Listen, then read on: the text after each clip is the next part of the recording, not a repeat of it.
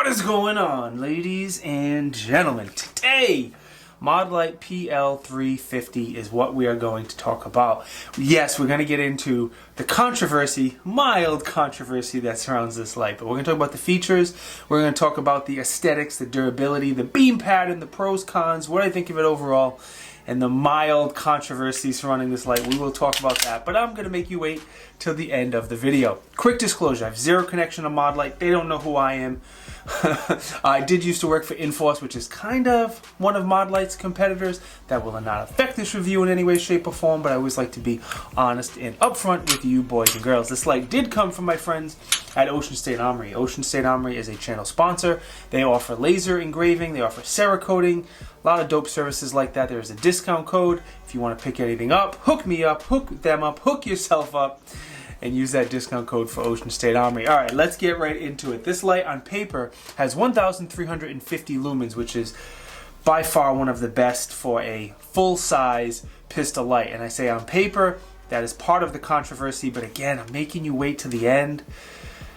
Doing you dirty. Candela, it has huge candela. As of right now, when I'm making this video, it's 54,000 candela. Now, candela is how tight the beam is and how far the light is going to throw. There's a lot more to that, but I'm simple and I like keeping things simple for you guys. So most lights, larger full-size pistol lights have around 20,000 candela.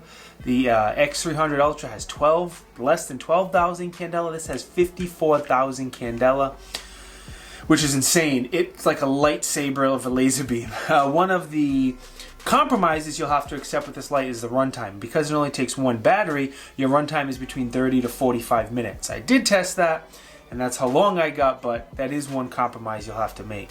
Now, the light has some modularity, and the features and specs that I read off to you is based on this head. So the cool thing about Modlite is the heads are swappable, and you just unscrew a head and you can put a different one on, and it's the same head for their rifle lights, their handheld, their pistol lights, all that's the same. This is the PLH-V2, and that's the one that gets you 13-ish hundred lumens and 54,000 candela. They have other heads that allow you to put out IR light. They have another one, OKW I believe is the model number. I'm really bad at remembering model numbers.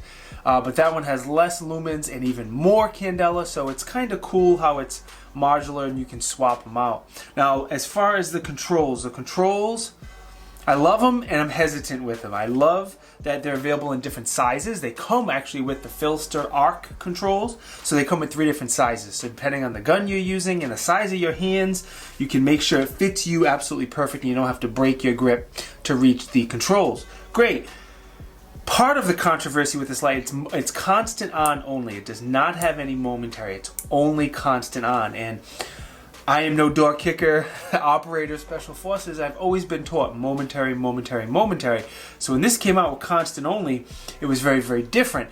And I found myself struggling in the beginning big time. Like I would turn the light on, shoot, and then I'd be done shooting and the light would still be on. So it's a training issue.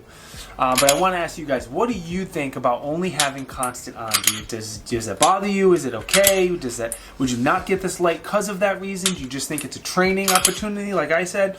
And if I trained with it regularly, I'd be able to overcome it. I'm torn on it. I think with a little bit more training, I'd be fine on it. It's very easy to turn the light on by pressing down. Turning the light off is a little bit harder. Maybe the really long paddles would help, but man, there's a lot to the controls. I think I hit everything. I gotta cheat again. But as always, I'd love to know your opinion. All right, the battery. It is a rechargeable battery, which I love. You don't have to buy CL123s, and that's part of the reason they get the lumens and candela is because they use a rechargeable 18350. Again, because it's only one battery, you only get a 30-45 minute runtime. It does come with the charger as well, the cord, all that good stuff to get you up and running. And the cool thing is that this is the only full-size pistol light that I can think of that the battery is replaced through the front of the light. So you don't have to take the light off of the gun to replace the battery. I think every other one you have to. Now this battery is about to die, and I left it this way on purpose because as the battery gets low and the battery is about to die, the light's going to blink 1, 2, 3 times. And I'm very torn on that. It's nice to know that your battery's getting low, especially, there it is, especially with a low runtime of only 30-45 minutes, but I thought to myself, if I was ever like illuminating someone for real in a stressful situation and my light started to blink and I couldn't identify, or I don't know. Once again, what do you guys think? Now, mounting this bad boy is very, very easy. There is an Allen here on the side. It's not a quick detach screw like the Surefire in the Streamlight. You do need an Allen. You can't use a shell casing or a flathead screwdriver or anything like that. You're going to need the Allen wrench, so it's not a quick detach. Inside of the light, it has it offers a couple different mounting interfaces depending on which firearm you are putting this on. You can put them in a couple different spots, so it's a little I don't want to use the word modular again, but you can customize it to whatever gun you're putting it on, whatever rail, to make sure the light sits as far back as possible. I put this on Canik, on SIGs, on a Glock, on a CZ, and the light sat in a very good place on all of them for me. Did not sit far, far away like some of the old lights I've reviewed. I want to mention two other quick categories, durability and aesthetics. I wasn't able to do a full review on this, and we'll get into that in the testing. This is not my light, and I can't drop it and submerge it underwater. It's a over $300 light, and I don't want to do that to my buddy Anthony Ocean State Ombre. I will say though, in general, Modlite makes one of the most durable products out there. Cloud might be the most durable. I know Cloud and Mod people fight all the time, and I'm not getting involved in there, but either way, on average, as far as durability, like physical durability, Modlite and Cloud make very, very durable products, and they should, because they're premium priced products. The one thing I want to give Mod a big nod to is the aesthetics. Now, this is not the most important category, and I know half of you out there don't care, but a lot of us do in this Instagram world, and I think Modlite products are beautiful, very, very aesthetically pleasing. I think Surefire stuff is not. Streamlight's definitely not. Cloud's okay. Enforce is pretty good. I always thought Enforce stuff was very aesthetically pleasing. Not as durable as it should be, but very aesthetically pleasing. But the Modlite stuff just looks really, really sharp to me for what that is worth. Alright, I want you guys to take a look at the dimensions and the price. And again, these are not cheap lights. We're talking north of 300. 300-ish, I'll say. We'll just go with the ish. So, it's a serious, serious thing. Let's go take a look at the beam pad now, because even though it is a premium price, I do think it is a premium product. And the one thing you're going to see is that beam is a laser beam. It shoots really, really far. Alright, first we have the Modlite. 5 yards. That tree's 10 yards. The fence is 15. And this beam is just ridiculous. Shining this thing across the street in my neighbor's yard just to be a jerk. And it lights up the world. I could easily identify something way down there, which is like 100 yards away.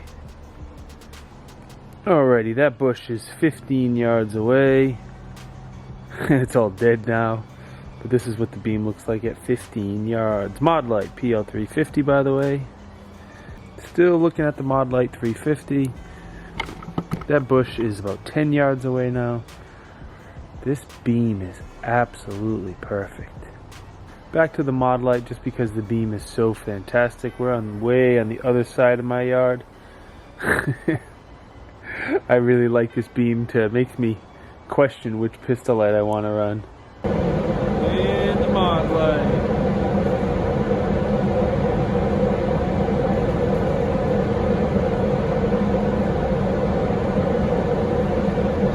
It's the Modlite.